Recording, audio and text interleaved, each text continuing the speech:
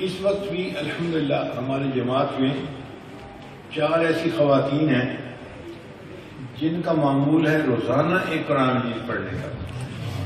Daily ایک قرآن مجید پڑھتی ہے.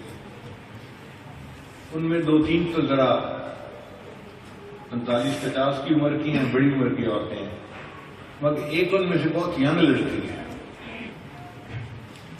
آسٹریلیا کی رہنے والی ہے اور اس کی عمر اس وقت 32 سال ہے.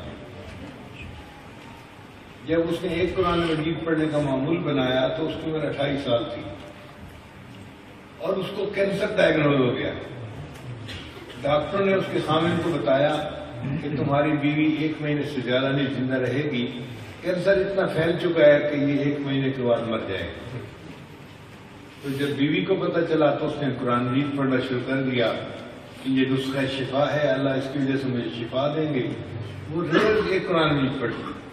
اب آپ بتائیں کہ کینسر کی بیماری کی دردیں بھی ہیں، بہت دردیں ہوتی ہیں کینسر کی وجہ سے، جسم ٹوٹتا ہے اور وہ بیمار بھی ہے، کھانا پینا بھی نارمل نہیں ہے، مگر وہ بچی روزانہ ایک قرآن مجید پڑھنے کا اس نے معمول بنا لیا.